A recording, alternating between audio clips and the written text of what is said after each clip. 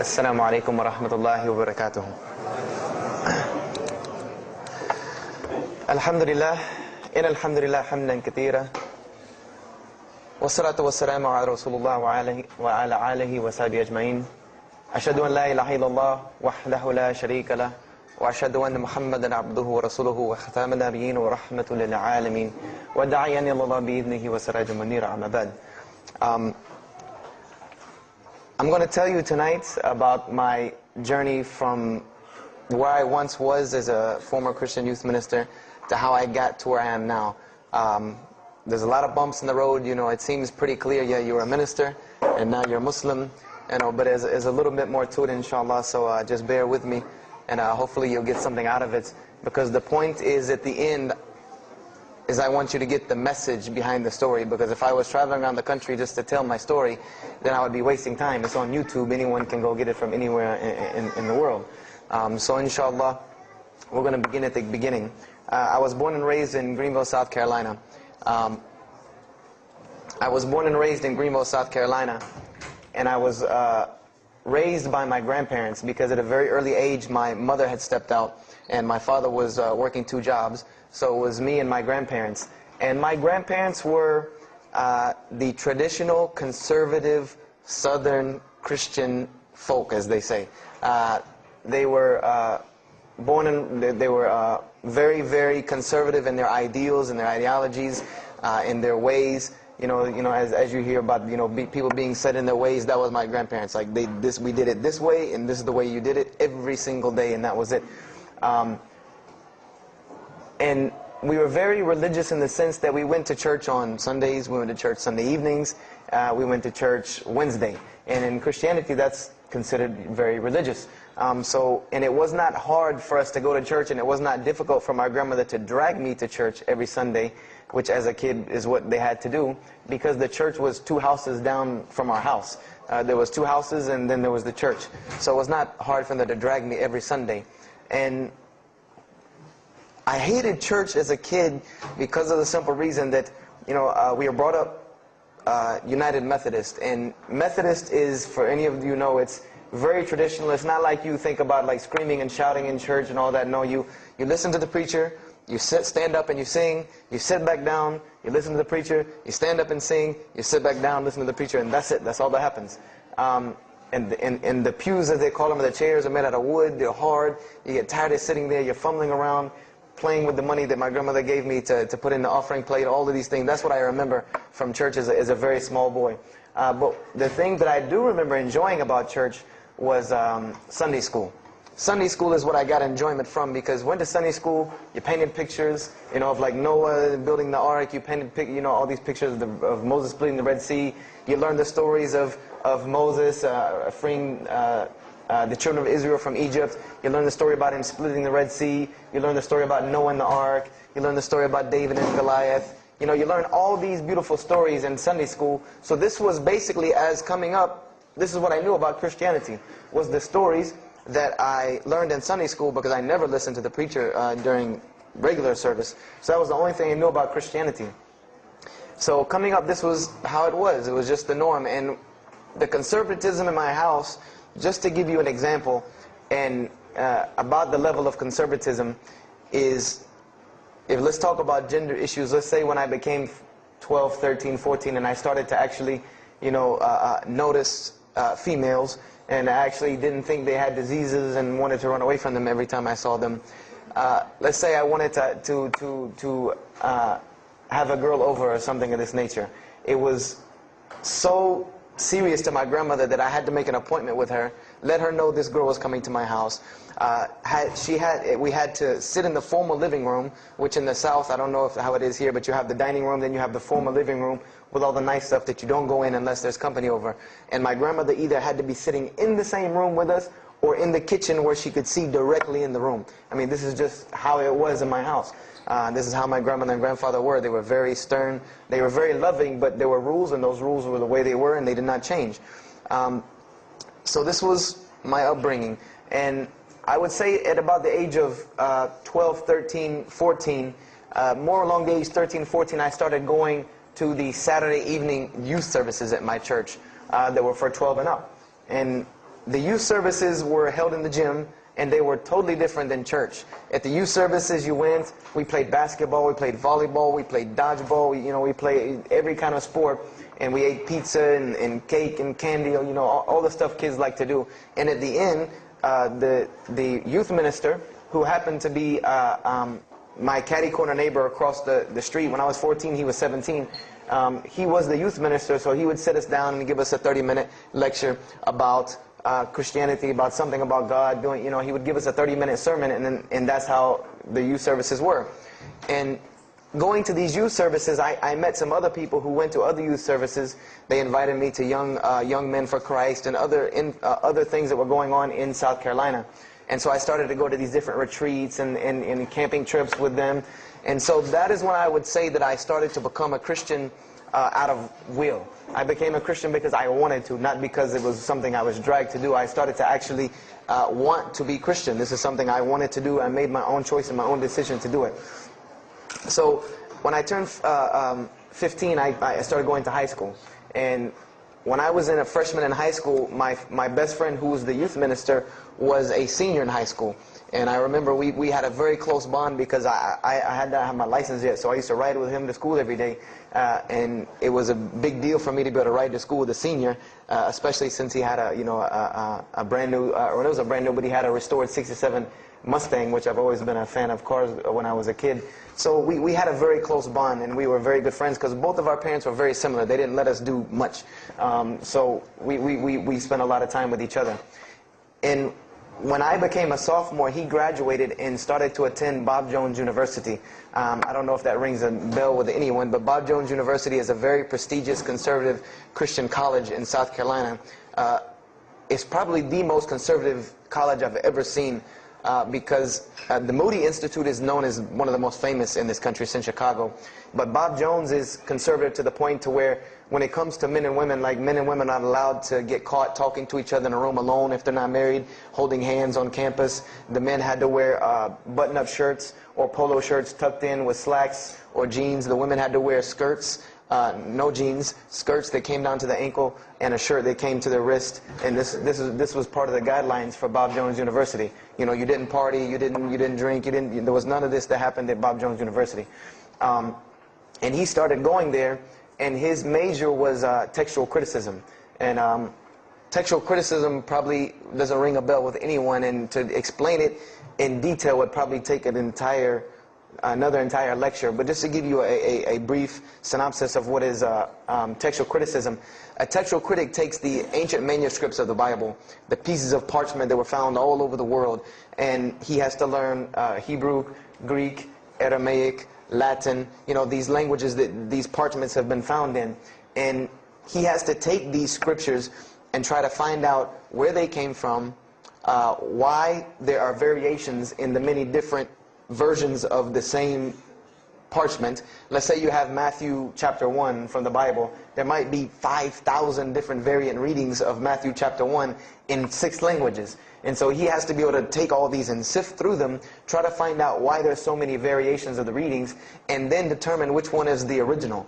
And that's not as easy a task as it seems. You could figure, which one ever the oldest is probably a more original, which is not the case. Since there are no originals, you might have one parchment that is the oldest parchment of the group, but it might be a copy of a copy of a copy of a copy of a copy of a copy laden with mistakes. And then you might have the newest parchment in the series that might be a once over copy from an original, or a twice over second copy from an original. Therefore, it would make the newer parchment more original than the older one. So it's not a very easy field to go into. And he started studying textual criticism, and being that I was his best friend, I started studying textual criticism. Whenever he was, doing his homework or research papers, I was right there with him. Whenever he did a homework, he would always let me read it. Or when he finished his papers, he would give them to me. He would pass down all of his papers to me. Every textbook, when he was done with it, he would give it to me. I started to learn a little bit of Greek, a little bit of Hebrew. So I became, started to become a layman's textual critic, and I applied to Bob Jones University in my sophomore year because it was a 3-year waiting process for Bob Jones. And when I turned 16,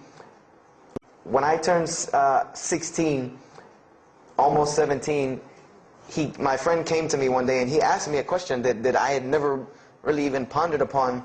He asked me, he said, "Have you ever read the Bible?"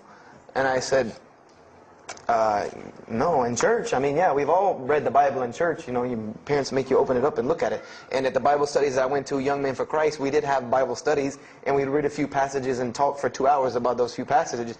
But he's like, no, have you ever read it? You know, like you read a book beginning to end. I said, no, I don't know anybody that's read, nobody that I knew had ever read it, beginning Genesis 1:1 to the end.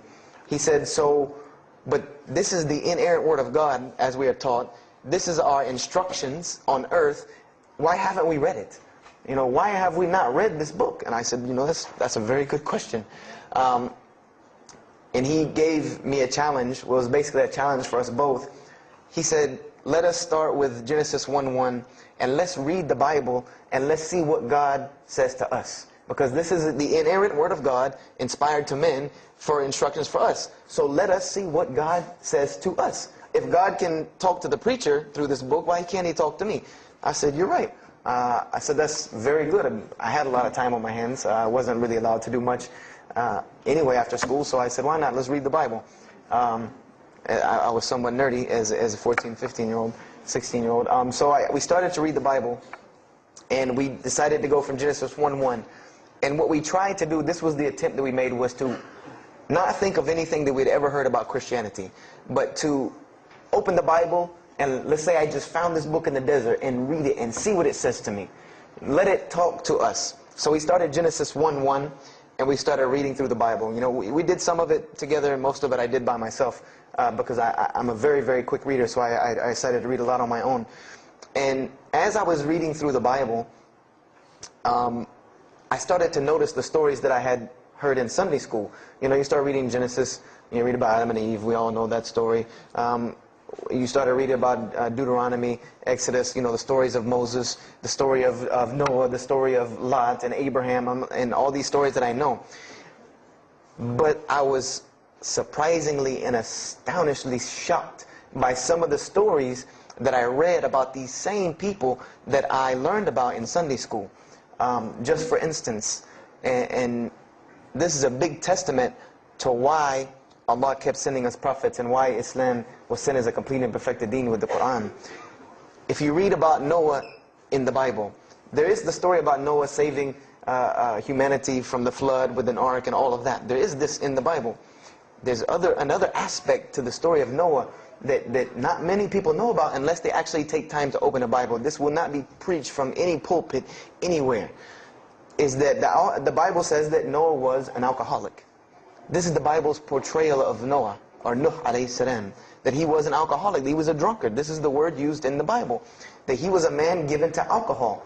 And I'm a psychology major, and my field of specialty is mental illnesses, and alcoholism is one of those, is a mental illness. And I know from seeing alcoholism's effect on one of my close friends' parents, I know that someone who is truly addicted to alcohol, and if Noah lived for so long addicted to alcohol, he was seriously addicted to alcohol. It is hard for someone addicted to alcohol to hold down a 9-to-5 job working at McDonald's flipping hamburgers, much less construct an ark to save humanity from a flood that's never happened. So that stopped me for a moment in my tracks, and I said, Noah was an alcoholic, you know, and it bothered me for a minute, because I said, you know, things started popping in my mind like, if Noah was a drunkard, how did he know God was talking to him? Because, you know, I've seen some people, the alcoholics, you know, you were just asleep in my dog's food bowl the other night, drooling, and now you're telling me you were talking to God last night. You know, you know, rationally, that would not make sense to me. That's like, you know, an alcoholic on the street coming to you and tell you God's talking to him. You know, he has no, this would give this man no validity. This man has no validity with anyone. So I didn't pay it too much attention. It caught me, but I said, you know what, I'm going to keep going, because there's one thing that you don't do in Christianity, and I'll tell you what it is in a minute when I started doing it. Then I came across the story of Lot, or Lut alayhi salam, and we all know the story of Sodom and Gomorrah in these stories, but there's another very twisted story in the Bible about Lot and his daughters. There's a story of Lot and his daughters in the Bible that says his daughters got him drunk one night and seduced him and committed incest with him. A'udhu billah. This is the Bible. This is one of the Bible portrayals of the prophets of God. The person who saved his family from Sodom and Gomorrah. This is the story that is in the Bible. So I'm catching myself again, like, oh, this is becoming a really bad habit that I'm seeing. This is becoming a bad recurrence that I'm seeing over and over again in this Bible. So, you know, after that I started, you know, speeding through some of the other mumbo jumbo to get to more of these prophet stories. And I got to the story, there are others, and there are some stories in the Bible that are not PG rated, period. They're not rated for talking anywhere. You know, you would need an 18 and up ID card to be able for me to even tell you these stories. So the one that intrigued me, that caught my attention the most, was of my most beloved story in the Bible, and that was of David and Goliath. That was my most intriguing story to me, because not only was, you know, it said that in the Bible that David was a very small man and Goliath was a very big man, and that was appealing to me because I've always been very short, and as a kid I was really short. So, you know, I said this was a very beautiful story to me, just in its prose and in its concept of overcoming. And so I started to read about David.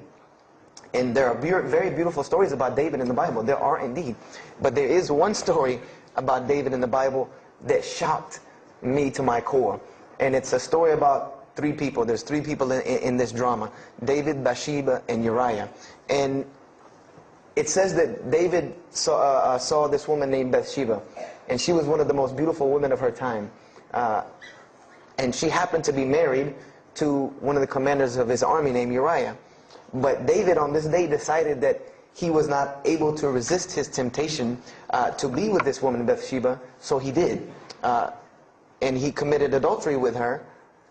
And knowing that he did this, the way that he decided to cover it up was he sent a letter to the generals of his army saying that when the battle was fierce, for everyone to pull back and abandon Uriah so that he would be killed, and when he dies then he could have Bathsheba, no harm, no foul. So David went from being the slayer of Goliath, the hero for man, to an adulterer, a plotter, and a murderer. And so this is when I really caught myself and said, hold on now. Something's wrong here. Something's got to give. I said, because to me, God's prophets in my mind were people of example. People who I could follow as an example. Someone who was supposed to be the best of us, so that we could follow them and emulate them. And they're turning out to be worse than some of the people that you see on America's Most Wanted. David is somebody that, if I only knew this about him from the Bible, I see him coming down the street, I'm going the other way and calling 911, because he has to have a warrant out on him for something. This is what I'm thinking in my mind. This man is not an honorable man at all. Okay, he killed Goliath, yeah, but he killed this other guy named Uriah to be able to commit adultery with his wife. So I committed the cardinal sin in Christianity. I started asking questions. This is the one thing you do not do in Christianity, is you don't ask questions, especially not about issues like this. So I went to my pastor and I started asking questions. You know, what's going on here? You know, pastor, there's a very bad recurring habit about these men in the Bible. What is the deal here? And I remember he told me the same thing that almost every pastor or every evangelist or anyone I talked to about this, same answer, almost like it was programmed. They would put their hand on my shoulder and say, Brother Joshua, don't let a little bit of knowledge wreck your faith, because you're not justified by knowledge, you're justified by faith. And they would quote me verses like, lean not on understanding, you know, Paul's, we're justified by faith in Jesus Christ. You know, they would quote this whole line of thing to me like it was already pre-programmed, that they programmed in pastor school that people are going to ask you questions and here's the answer. So, you know, I said to myself, you know, I don't know, pastor, you know, this just seems kind of odd. He said, let me tell you something. What you're reading is the Old Testament referring to God's covenant with the children of Israel. And they were a different people, a very stubborn, crazy people. So why don't you move on to the New Testament? In the New Testament, you'll find the new covenant that we're under with Jesus Christ, and I promise you things will change and be better. I said, okay, perfect. So I went ahead and finished and got to Malachi and then started with the New Testament. So I opened the New Testament. I said, two things will change and be better. I said, okay, perfect. So I went ahead and finished and got to Malachi and then started with the New Testament. So I opened the New Testament. I said, here we go. Let's start all over again. But there were a few things that I had learned from the Old Testament that I wanted to keep in mind when I started to read the New Testament. I learned, number one, that God was one in a unique sense. This is what I learned from the Old Testament, that God was one in a singular, unique sense. This is over and over and over and over very clearly in the Bible. God's nature is one. This is so clear through the Old Testament. And that He was very jealous about His worship. And every single time the children of Israel would turn to something else other than Him, He would punish them and restrict their lifestyle. This is something that I learned. And it kind of, the similitude to me with how God dealt with the children of Israel was, and I hate to use this stark contrast, but it's almost as if one of us went out, God forbid, I hope not, and let's say we went out here and robbed a bank. You rob a bank, you're going to jail for a long time. And every day when you wake up, do you think that jail is going to look like the Hilton at LAX? No, I doubt it.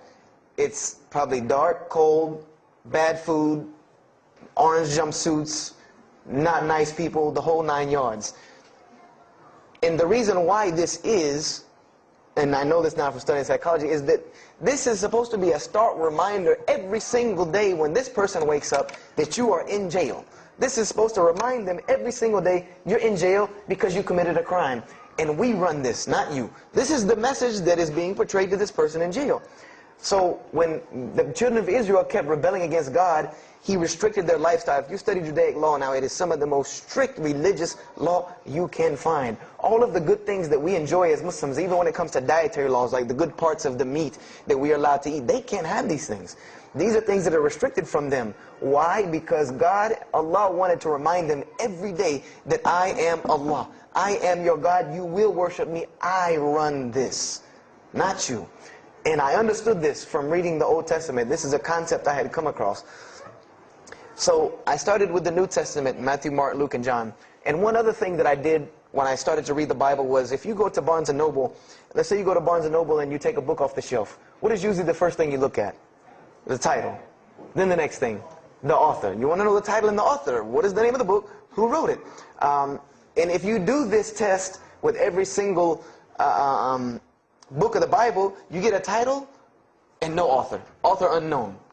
Or author is appears to be so-and-so. Or we derive that so-and-so possibly written this. Like, let's just say for Exodus, they say Moses wrote Exodus.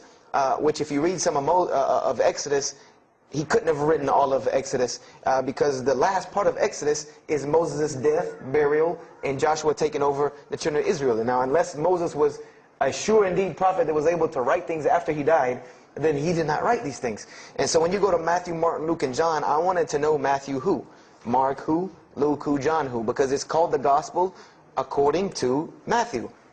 The bad thing is that no one knows. No one knows because no one penned their name down to these things. No Bible scholar in his right mind will tell you that we know for sure Matthew so-and-so wrote this, Mark so-and-so wrote this, Luke so-and-so wrote this, John so-and-so wrote this. It's factual information that we do not know who wrote these. So I was intrigued. I'm like, that doesn't, why would somebody write this book that's supposed to be passed down over generations and people are supposed to, this is the inspired word of God to guide mankind, and nobody decided to pin down who wrote it. But anyway, I started to read it, and I started to notice things about the teachings of Jesus Christ. And they were not what I had learned in church. When Jesus spoke, He spoke of the nature of God. And when He spoke of the nature of God, it was the same nature of God that I found in the Old Testament. Jesus said many times that God is one. God is unique. He would even quote from the Hebrew Scriptures. Hear, O Israel, the Lord your God is but one. When He was asked, what is the greatest commandment? He was asked the greatest commandment. He said the greatest commandment, and every Muslim should understand these two concepts. This should be nothing new to you. The greatest commandment is to love the Lord your God with all your heart, with all your might, with all your strength, and then to love your neighbor as you love yourself. He said the rest hang on these two, which we know in Islam we have rights of the Creator and rights of the creation. So this was the concept that he was teaching. And he even said in 1 John 5:17, and this was more clear to me than anything else can be, this is life eternal, that they may know you, the only true God, and Jesus Christ, whom you have sent. And when you look at that in the Greek and the Aramaic, it is almost exactly to a T of La ilaha illallah Muhammad Rasulullah. Now that I know Arabic and have understood that, very same similar statements. Yes, indeed, there were some implicit statements about that you could implicitly, if you took them and separated them from everything else, you could maybe derive that Jesus was trying to claim some divinity or something for himself. But I also know from doing psychology, and I did a little bit of law too, that an implicit statement cannot override an explicit statement. An explicit statement always takes precedence. So if Jesus said God is one, and he anagorically may have alluded to God being more than one, then the clear statement overrides that each and every single time. So this is what I found through the New Testament. And I also found that Jesus taught salvation. But his salvation that he taught was obeying God and following the commandments. This was his mode of salvation. One man asked him, "Good master, tell me how I can inherit the eternal life." He said, "Follow the commandments." Follow the commandments. He even, in Matthew, was so sincere about it. He said, "Whosoever shall follow the least of these commandments and teach men to do so shall be called the greatest in the kingdom of heaven. But whosoever shall break the least of these commandments and teach men to do so shall be called the least in the kingdom of heaven." So this I understood very clearly, that Jesus taught the same nature of God that was in the Old Testament. He taught that the salvation lied in worshiping God and following the commandments. This I understood. Matthew, Mark, Luke, and John were very clear about this. You know, there were other things, the only begotten Son, you know, but these things were not in red letter, so I did not give them as much weight as what I did to the actual words that Jesus Christ was saying out of his own mouth. So I read Matthew, Mark, Luke, and John. All of it was saying the same to me. I said, and I was thinking to myself, this is not what I was taught about Christianity. You know, you're taught that God is 1 in 3, 3 in 1. You know, 1, 1, 1 equals 3. You know, Father, Son, Holy Spirit. Jesus died on your cross to forgive your sin. You know, and there was another thing that I noticed from the Old Testament, and this is a beautiful lesson to Muslims, because you're asked this all the time, especially when it comes to dawah. And I never put 2 and 2 together until I learned Islam and then read the Bible one more time. Is I wanted to know why the Jews wanted to crucify Jesus so bad. Why so bad? They could have just mobbed him anywhere and killed him on the street. It's not like he had clans like the Arabs that would have come and backed him up. I said, why didn't they just kill him? You know, why were they so strict and sincere to tell Pontius Pilate, you got to kill him and you need to sanction it? We can't do it, but you need to sanction it to kill him.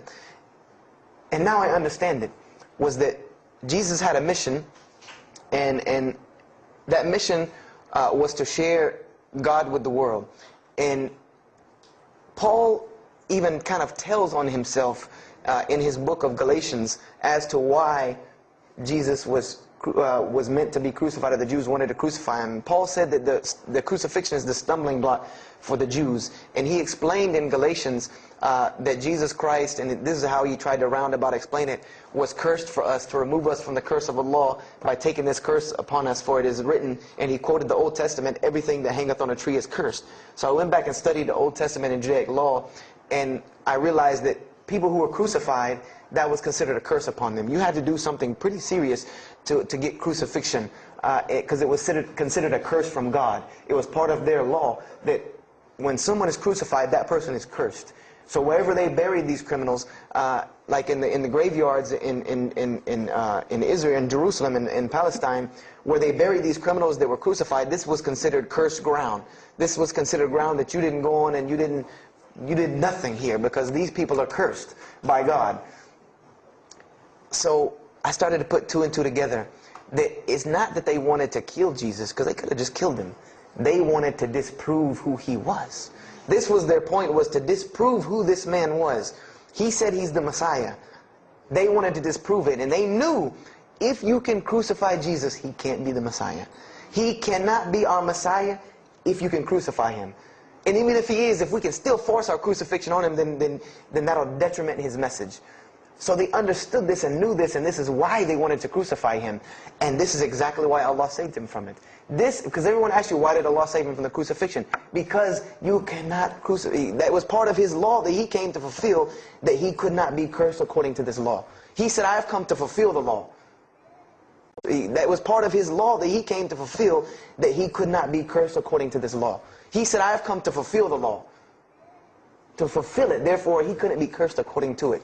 And this is why he went to the Garden of Gethsemane and asked God to remove this from him, because he knew how detrimental this was to his message of crucifixion.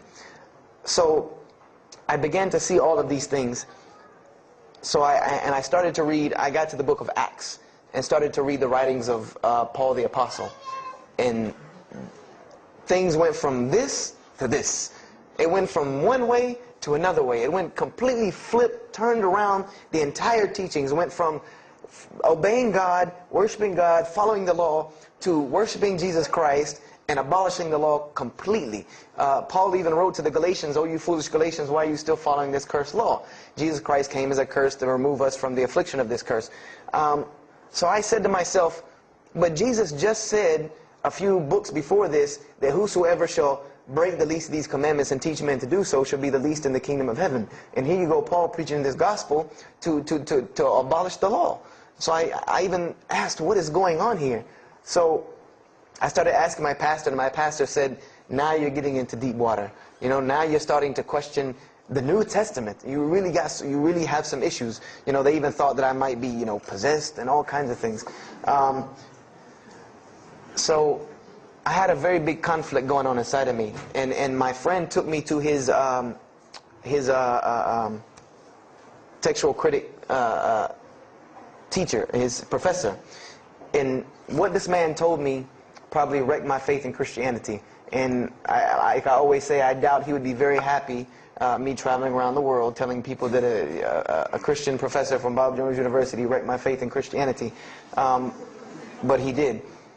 Because what I asked him was, what happened to all these contradictions? You know, in the Old Testament there are many contradictions. If you study Hebrew language, you'll understand that when you read some of the Old Testament or the Torah, that there are some parts of the Torah that you can see is the most beautiful Arabic that you can see, the most beautiful Hebrew that you can see, just like when you read the Quran. It's very beautiful Hebrew. And then 2 chapters later, you'll see Hebrew that looks like a broken 3-year-old who is trying to scribble some Hebrew down. It looks very colloquial, very dialectic. You can tell it's not the same person speaking. So I went and asked him about all this stuff I saw. And he told me, he said, what you have is a book written by men over centuries and centuries and eons and eons. And he says, and this book started as an original that was copied and copied and copied, and somebody added a mistake, and somebody came behind him and corrected that mistake and added 2 of his own. Someone came and copied it and skipped a line and added a line where it wasn't supposed to be. And then someone else came and copied it and took it to his country, and in order for it to fit well with the doctrine they were teaching, he would cross out a dot here or cross out a word here or change a word here so that it would fit with the theological ideas of this part of the world.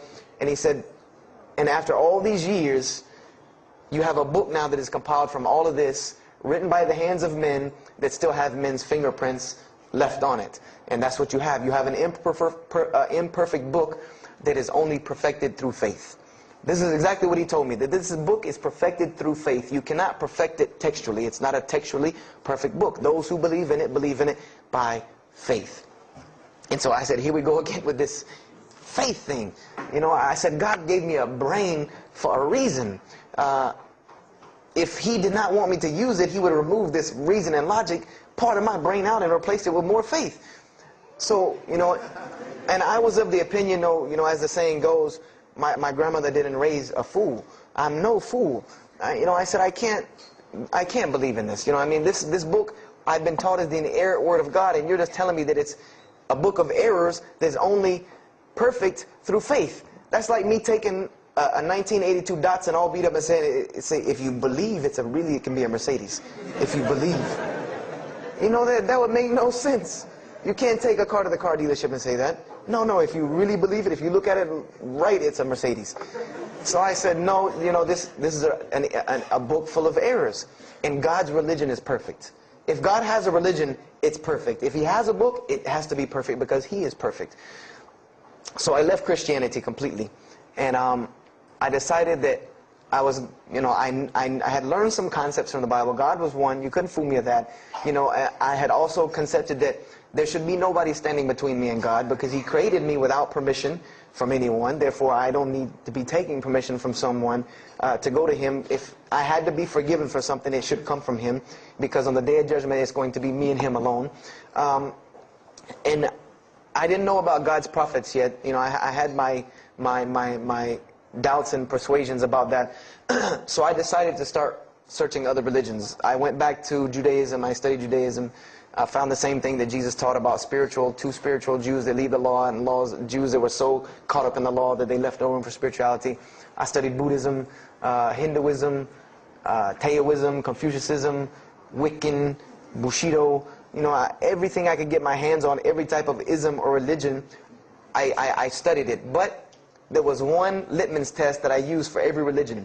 And whenever I met them, or the people, or whatever about this religion, I would always ask them, do you have a book? Do you have a book? Because another thing I had come to the conclusion of is that if your religion is true, you should be able to tangibly hand me something and show me that this religion is true. Give me something that I can see. I don't want to hear that faith stuff anymore. I heard that all my life, and look where it got me. It got me thinking I'm driving a Mercedes running around in a 1982 beat-up Datsun. I said, no, you have to show me. And so I read the Bhagavad Gita, I read the Torah, I read the Scrolls of Tao, I read the Code of the Bushido, I read the Wiccan Book of Spirits and Spells and all that other magic stuff they have. And I read all of these things, and I found something very congruent with all of it, was that there were very same philosophies and teachings in all of these major religious books. They all talked about God and his nature. Most of them alluded to the fact that God is one, and that God sends messengers to us and people to us to teach us.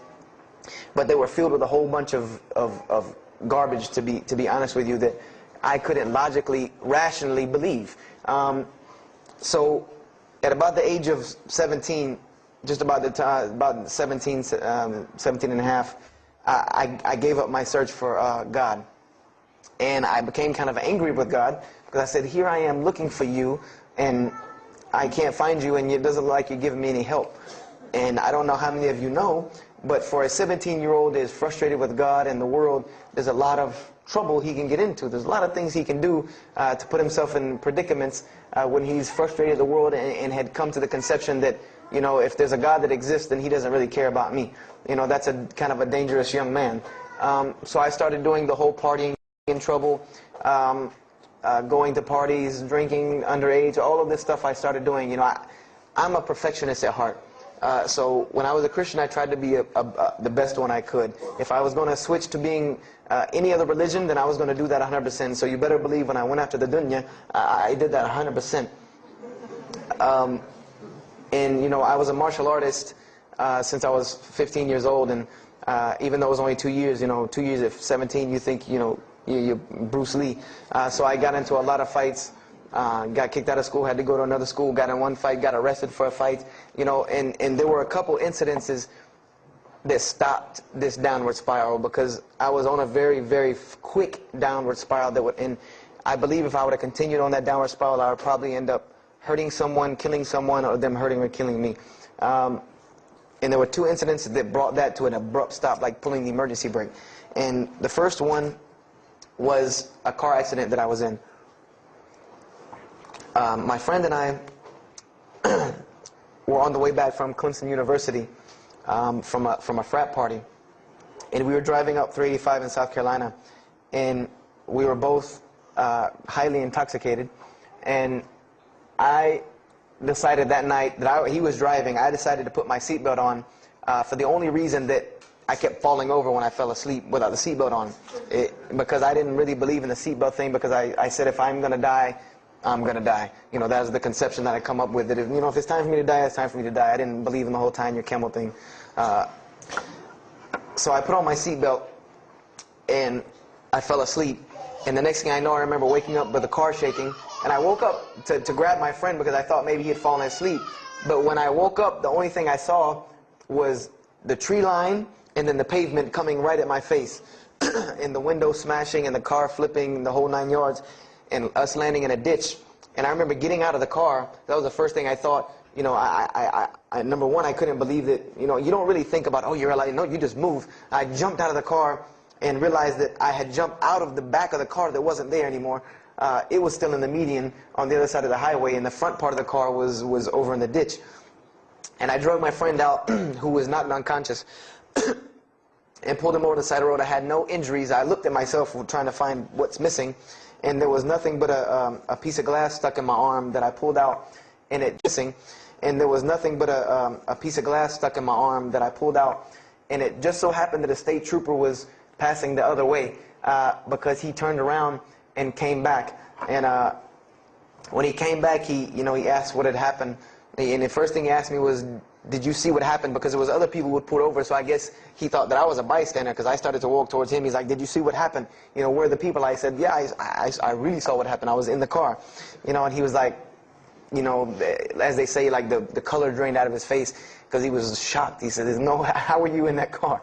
You know, and of course they took the hospital. My friend got arrested, DUI. But before he put us in the ambulance, he was a man of God, because he looked at me and he told me, he said, young man, you better realize that you're on this earth tonight for a purpose. The only reason you're still alive is that God has a purpose for you. If not, you don't live through things like that. People without purpose, if you didn't have a purpose, then this night would have been your night. So you need to realize that. I said, this old man's out of his mind. You know, if God had been looking for me, he had the opportunity to get me a long time ago, so don't tell me about that God stuff now. So I paid it no attention, and about a month later, 3-4 weeks later, my friend and I, same two, he's on crutches still, we decided to go to New York City. We decided to just take off, drive to New York City. We didn't tell our parents where we were going. I said I was sleeping in his house, he said he was sleeping in my house for the weekend. So we drove to New York. And in New York, I remember going to the ATM to get some money. And in New York, they have these ATMs where you have to go in the little glass room to get your money at ATM. I don't know if they have that here or if any of you have been to New York. Now, alhamdulillah, you have to put your bank card in to go in there. But in '97, it was not like this. You went in, and it was almost like the game Mousetrap, because you go in, take out your money, criminal comes right in behind you. There's nowhere for you to go. You know, there's nowhere to run. So I went in, I took my money out of the ATM, and I heard the door open behind me, you know, so I turned around, you know, I thought somebody was coming in behind me, and there was a man who put a gun to my face. And he must have really, really, really, really needed this money, because he didn't ask me anything, he didn't say a single word. I just remember looking at the gun in my face and him pulling the trigger. And it was a revolver, and to this day, I'll never forget that image in my head of seeing that little spindle turn and hearing that very distinct click of a revolver. And it probably could have been like a .32 snub-nosed gun like this, but when it was in my face, it looked like one of those like cannons that you see on the movies. And I remember when he pulled the trigger, I didn't think anything. You don't think anything. It just blank. You just go into this like shock of blankness. And then a couple seconds later, thankfully I had been doing martial arts. That might have helped me overcome the fight or flight syndrome, because all I could think was, go! You know, like myself kicking myself, like, what are you doing? Go! So I bum rushed him, we went flying, he went flying, money went flying, gun went flying. And I took off and went to the hotel and didn't say anything to anybody. We went back to South Carolina the next day. And I didn't say anything because we weren't supposed to be in New York. My grandfather would have killed me. If that guy didn't kill me, my grandfather would have took care of it. So I didn't say anything until about a month or two later. You know, I kept having nightmares about this same incident. I kept having night terrors from this incident. And so I told my grandmother about it. And she told me the same thing that the officer had told me. She said, you know, you have to realize that God has a purpose for your life. You're here for a reason. People don't go through the things that you've been through and still walking on this earth without a reason, and you're pushing the limit. This is what she told me. You're pushing the limit, really. God has something for you, and He wants you to get it, but you're pushing it. And she didn't tell me to go back to Christianity and study my Bible. The only thing she told me was that God hasn't gone anywhere. You just have not looked in the right place yet.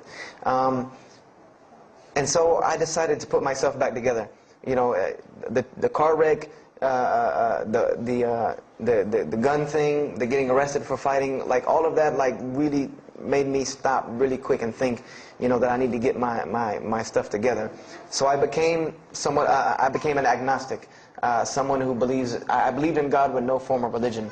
I prayed to God on the floor on my hands and knees, because this is how all the books of God, this is how the Bible, the Torah, the New Testament, the Bhagavad Gita, all of these scriptures that I ever read, they said that this is how the men of God prayed. And it was during this time that I did read one book about Islam in the public library, because I had never heard of Islam ever.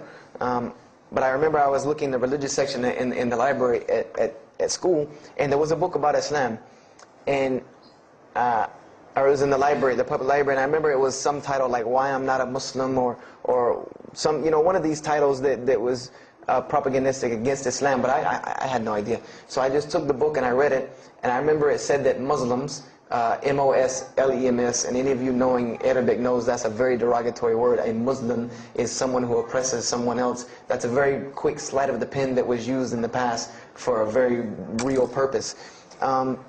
It said that Muslims were people who worshipped a moon god named Allah, who lived in a box in the desert in Saudi Arabia, and they were oppressive to women. I remember there was a whole chapter about how they could have 4 wives and as many as they want, actually, because they could marry 2, divorce 1, get 3 more, this whole, and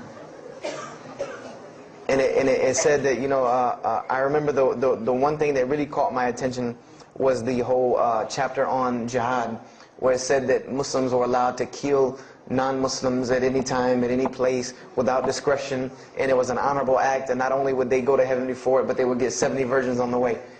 So I closed the book on Islam, put it back on the shelf, and marked off Islam off my little list of religions, and said thanks but no thanks, and if I ever see a Muslim, I am out. And I said I'm pretty safe in Greenville, South Carolina. I had never seen a Muslim ever. So I said, I don't have to worry about running into no Muslims, thank God. So, I started, just worshiping. I tried to just be a good person, pray to God, ask Him for guidance, try to be a genuinely good person. And I remember what changed is when I met a Muslim. I met a Muslim who I had met a couple of times at school. We had went to school together, and I knew him, but I never knew that he was Muslim. And there's a couple of reasons why I never knew he was Muslim. Because he was African American, number one, and the book said that Muslims were Arabs. And number two, I didn't know, I thought Muslims ran around, marrying as many women as they want and killing non-Muslims. I didn't know that they could also be part-time drug dealers. So I never knew that this guy was Muslim. I didn't put 2 and 2 together. So we were at his house one day, and me and my other friend, the one that I got into a lot of trouble with, I'm trying to keep him out of trouble now.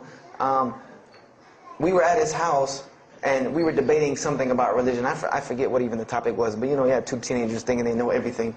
And I was trying to explain something to him about the Bible. And that guy came in and was listening. He said, "Have you ever heard of Islam?" I said, "Yes, I've heard all about Islam." He was like, "Okay, so what do you think of it?" I said, "What do you mean what I think of it? That's probably the worst religion I've ever seen on the face of the planet." He's like, "Why?" And he's like, "I'm a Muslim." I was like, "Man, stop playing." Like, you're an African American. He's like, "So?" I'm like, "The book said you guys were Arab. All the Muslims were Arabs." He was like, "What else did you read in the book?" And I told him. He was like, "Man, what in the, what have you been reading?"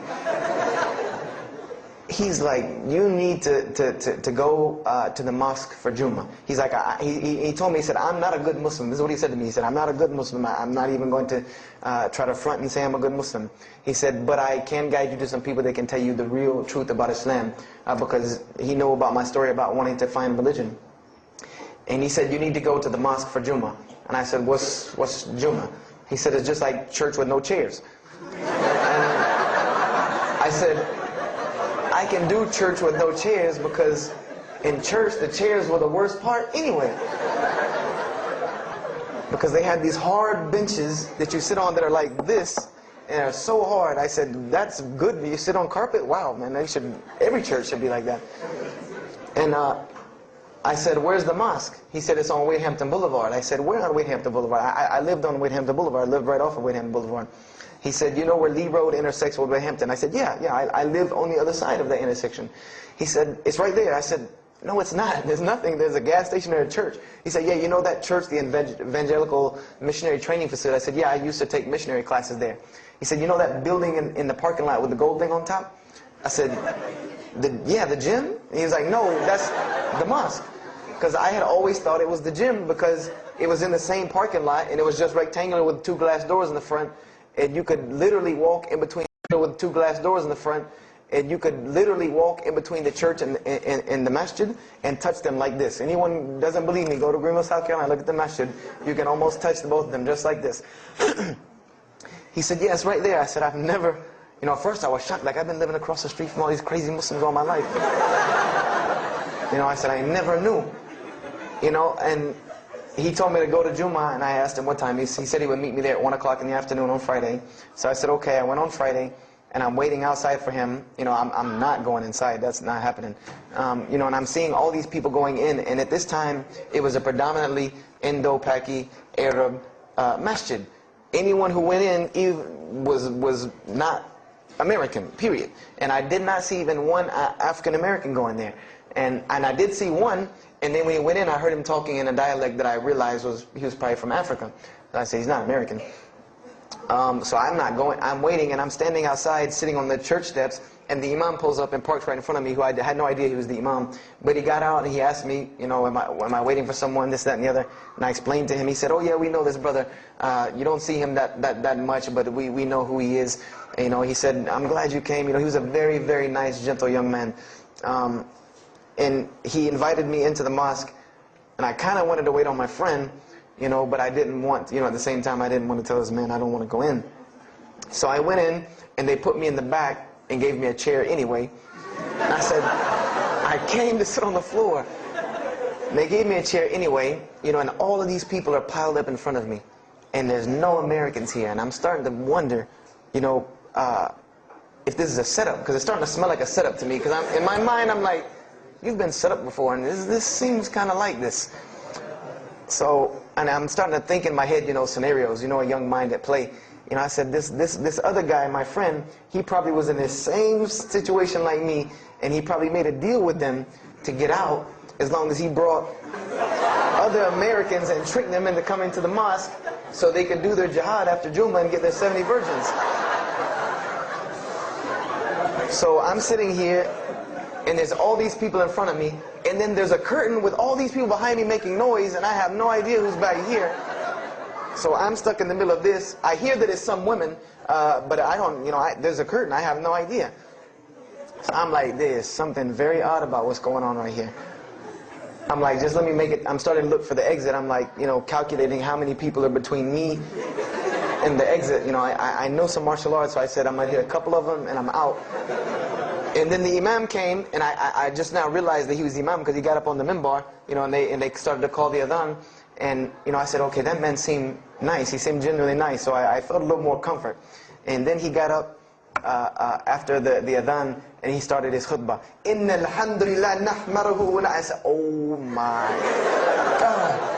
I said, I bet you he's talking about me. And he's being forceful. He was getting loud and banging on the minbar, and he's pointing in my direction.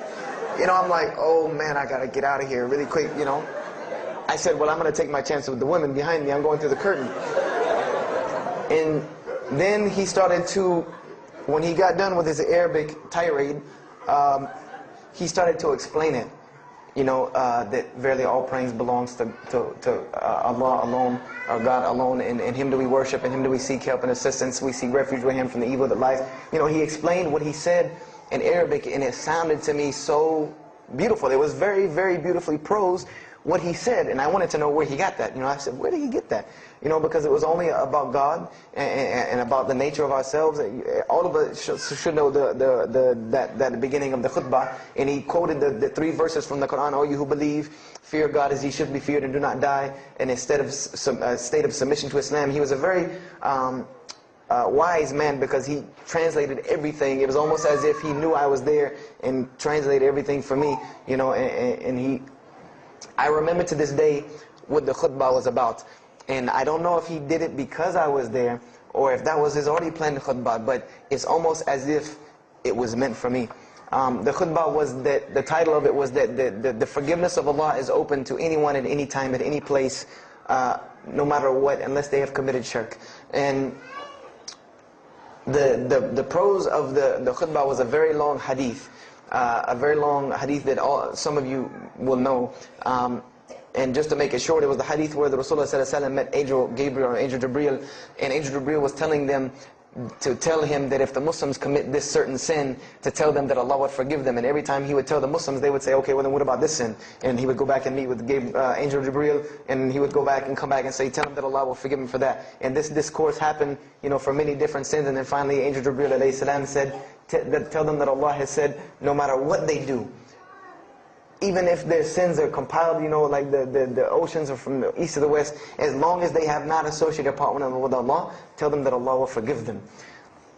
And I remember he told me that, or he said that, you know, that the door of repentance to God is open as long as you have not seen the angel of death or the sun hasn't risen from the west. I didn't really understand the sun risen from the west thing at that time.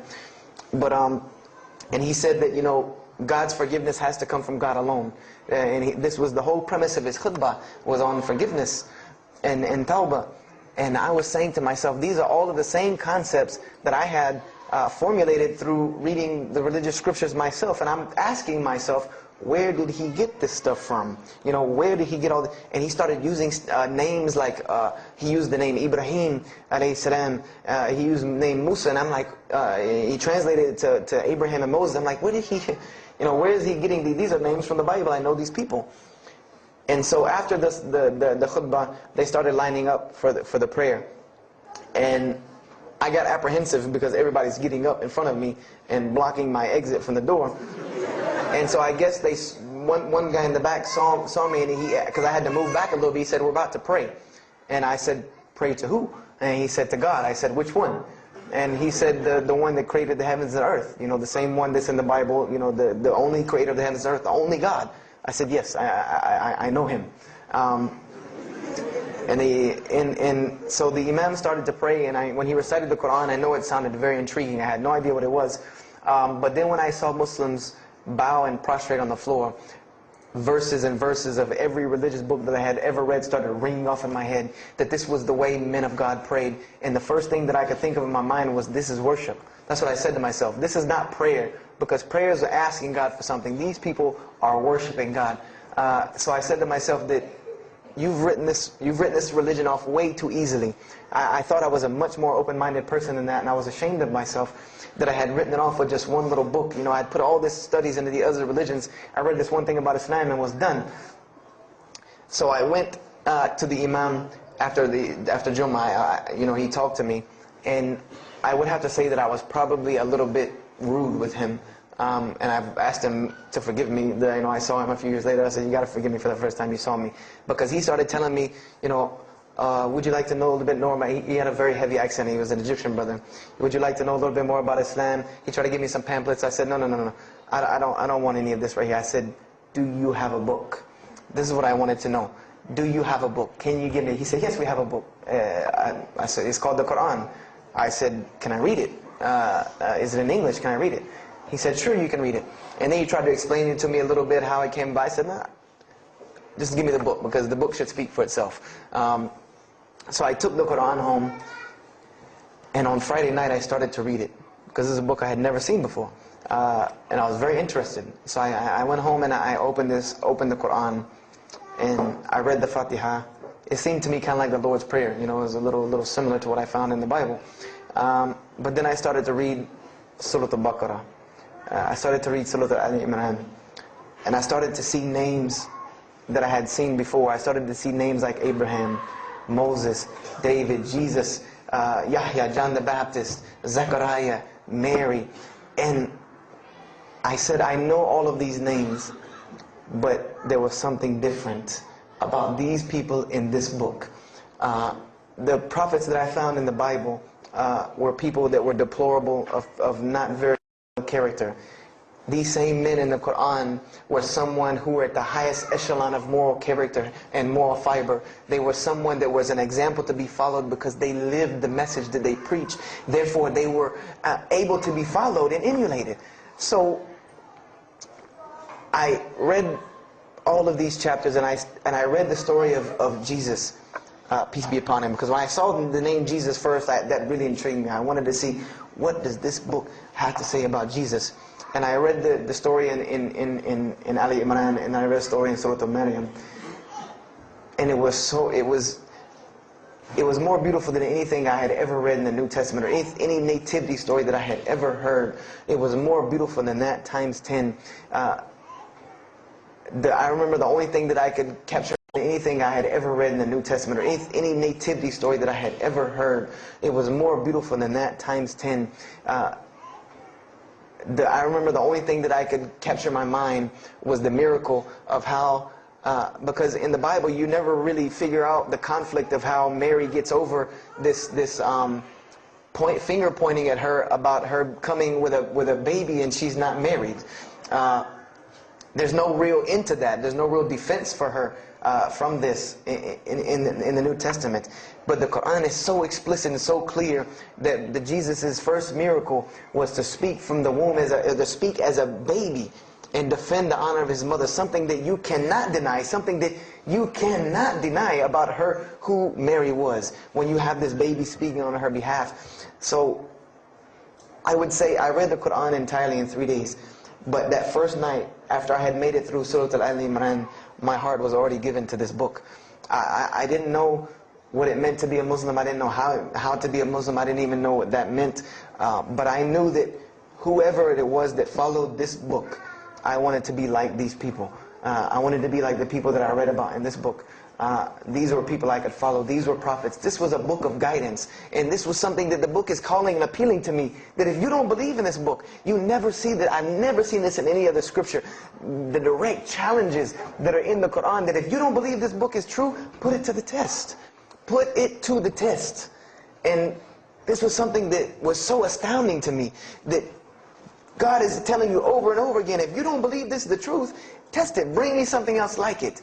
Test it. Put it to test. If it was written, if there was more than, all of the analogies about God, everything was so logical, so rational, so reasonable in my mind that it was like 2 + 2 = 4, and that was it. There was no 1 + 1 + 1 = 3, egg, yolk, water, fire. There was none of that foolishness. The Quran was very direct and very straightforward in its teachings. So I gave my heart to Islam that night in my living room, reading the Quran, and I cried and cried, that I had been looking for the truth all this time, had searched all this way, and it was right across the street from my house.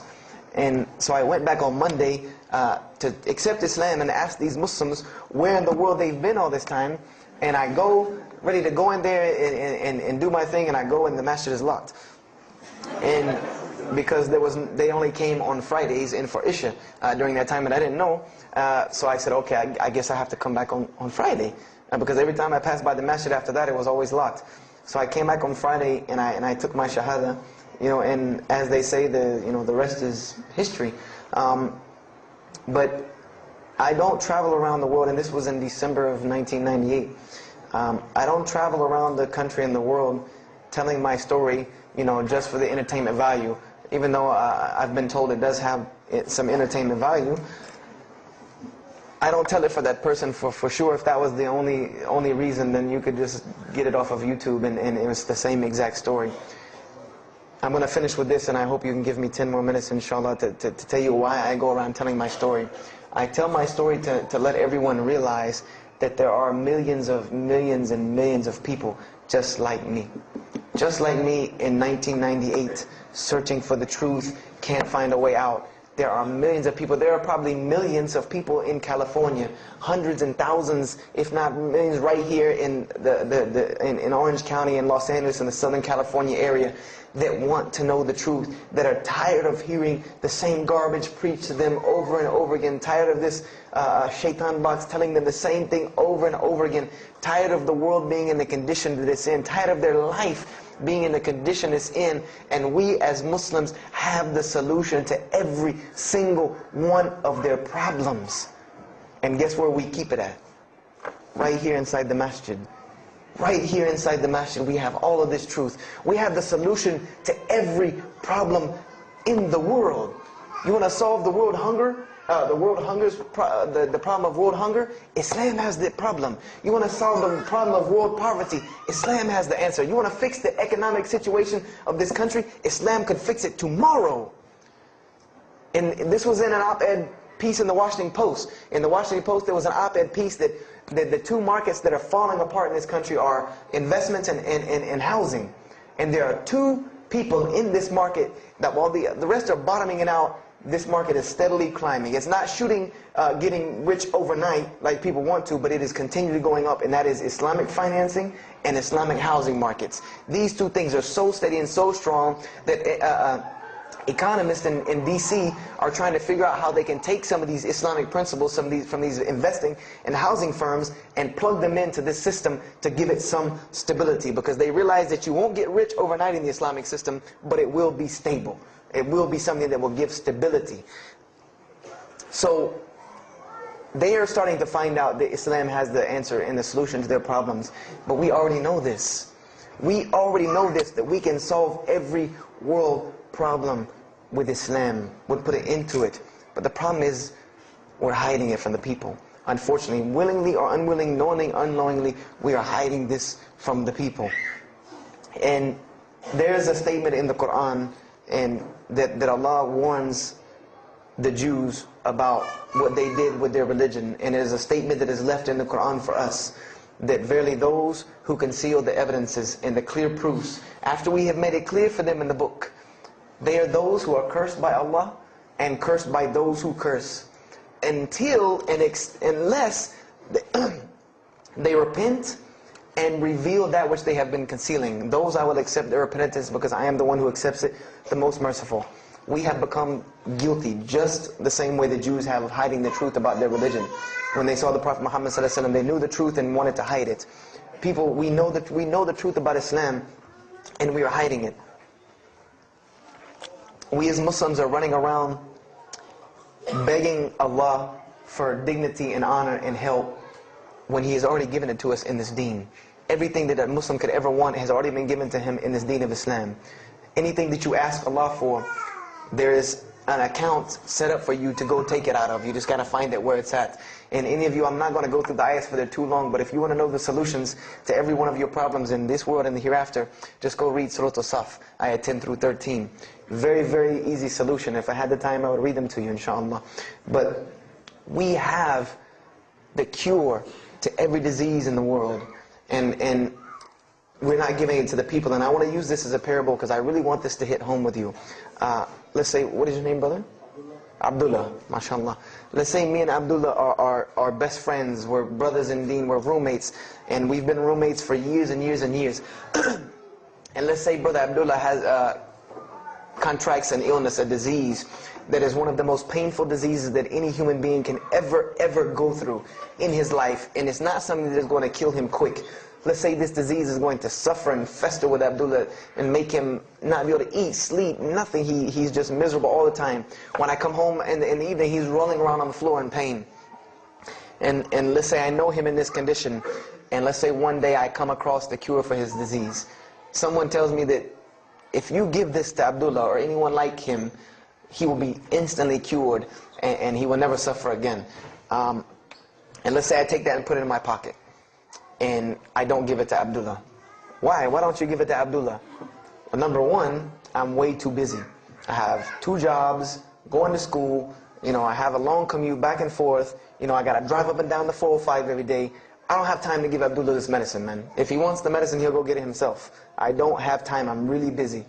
Number 2, I'm not a doctor. I should not be prescribing Abdullah medicine, and I'm not knowledgeable in medicine. He should, if he wants help, he should go see a doctor. I'm not a doctor. Number 3, Abdullah's, please forgive me, but Abdullah's kind of stubborn. he doesn't really listen very well. He probably, he's kind of set in his ways. So even if I tell him this medicine is good for him and it'll cure him, he probably wouldn't even take it anyway, so why waste my time? Do any of these excuses sound familiar? And let's say I don't give this medicine to Abdullah and he dies. And let's say he dies the most painful death that you can ever imagine. I want to ask you a kind of rhetorical question. Do you think on the Day of Judgment that Allah is going to call me and Abdullah up and ask him about this incident between me and him because I've oppressed him? I have oppressed him. I've allowed him to suffer knowing that I could ease his suffering. I'm sure Allah is going to ask us about this. But you know the beauty about Islam is that if Abdullah was a good Muslim, bore this disease patiently and died, he dies as a shaheed, inshaAllah. And on the Day of Judgment, this is how beautiful Islam is, that he could very well come before and Allah ask us about this, and Brother Abdullah say, you know what? Allah, I forgive him, so you forgive him. This is the beauty of our religion. And Allah will forgive me. But the disease I want to tell you about is the disease that every single non-Muslim walks around with. And Allah will forgive me.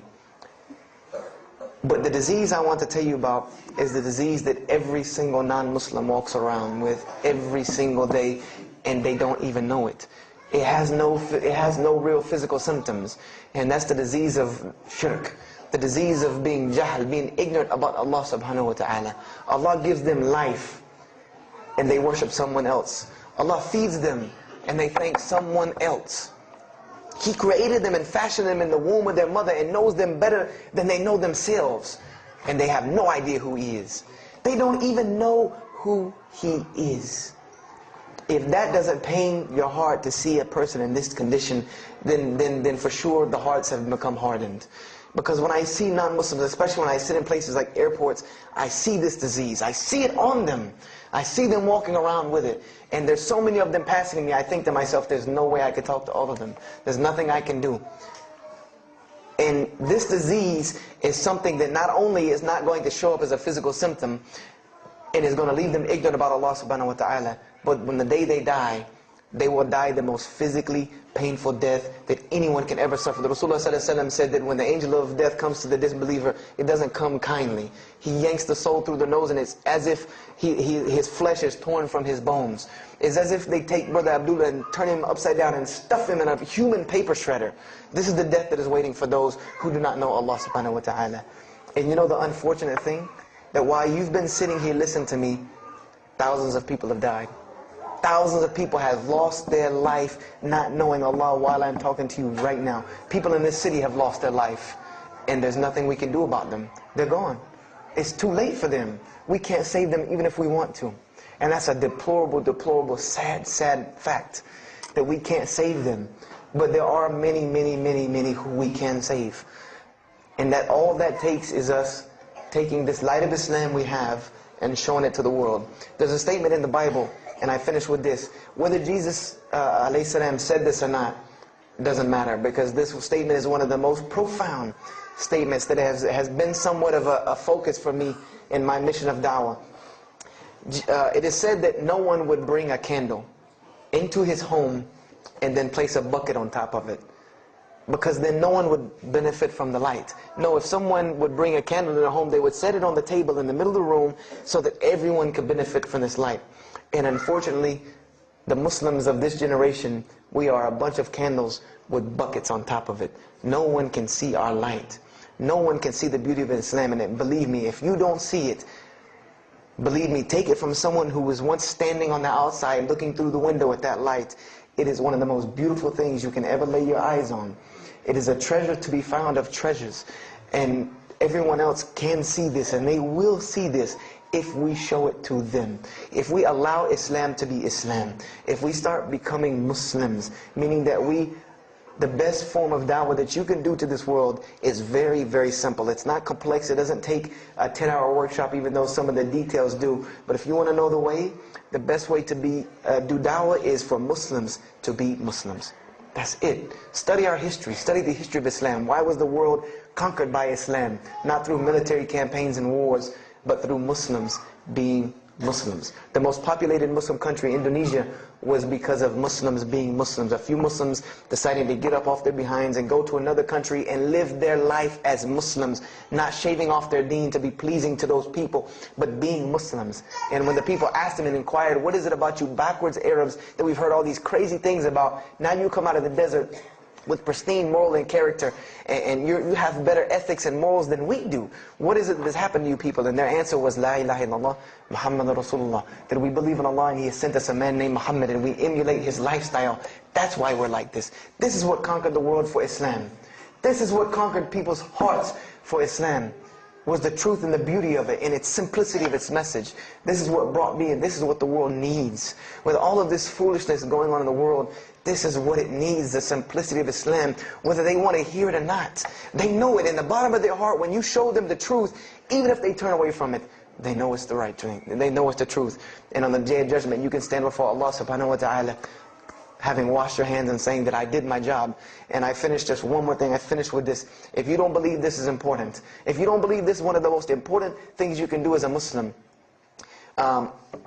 then the last statement of Prophet Muhammad ﷺ to the Muslims as a whole, he gave his farewell sermon. And we know that what his farewell sermon was a summary or a synopsis of what Islam is and its general principles.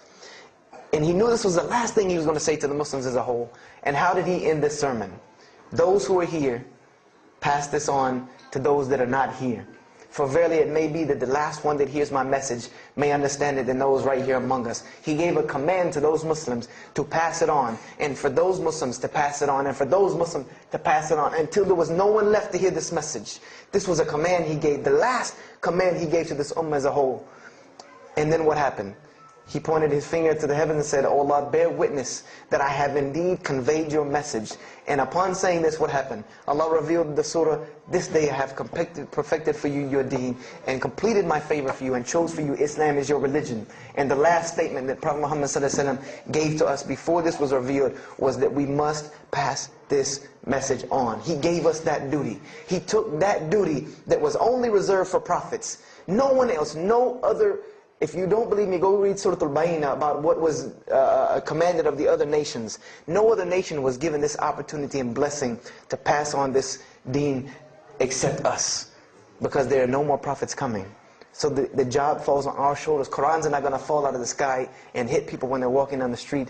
This job has now become ours. And just like if the Prophet Muhammad ﷺ had not done his mission, he would have been accountable before Allah. If we do not do our job of spreading this message of Islam, we will stand before Allah on the Day of Judgment. Don't be the person standing before Allah on the Day of Judgment and your neighbor that you've known, your co-worker that you've known 10, 15, 20 years come and find you and tell you, you knew this day was coming. You knew this day was coming and what was going to happen to me, and you did not say anything to me. And those people will complain to Allah about us. They will complain to Allah about us. Because we have the truth right amongst them, and we're not giving it to them. We need to stop hiding it in our masjids, in our homes, in our hearts, and we need to give it to the people. It's beautiful, trust me. Just hand it to them. Just hand it to them. I promise you they'll take it, because it's something that is so pure and pristine. And now forgive me for probably going over my time, and if we have time, I want to leave some time for questions and answers. I will be outside to take any questions and answers. The only last thing I want to announce and let you brothers and sisters know is one of my biggest dawah projects is a DVD project that I do.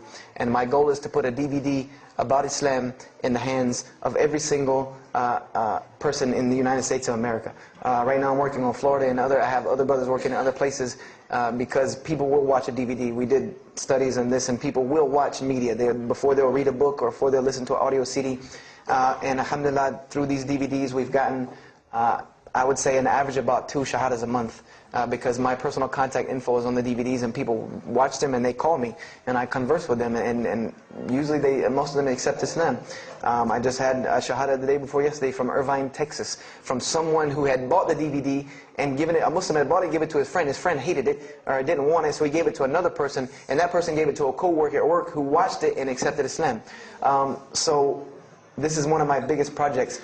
And the way this project works is I make 100 DVDs, and I brought 2 of them with me today. I'm going to explain what they are. The way this project works is I make 100 DVDs, and 75 of them go out to different dawah arenas. And the other 25 I make available for Muslims to purchase for 2 reasons: so that they can be, so that I can buy another 100 to make, and so that you can share in this ajr along with me. Because when you purchase a DVD that makes another DVD, or you give it to a friend, then you share in this ajr with me. And everyone knows that dawah is the biggest pyramid system because of the hadith Rasulullah sallallahu alaihi wasallam, that one who calls to guidance gets the same reward as the one guided, without that reward being lost from him. So I made these DVDs available to the Muslims, so that you can put a little effort in dawah and make another 100 inshallah. So I brought 2 today, and they're outside.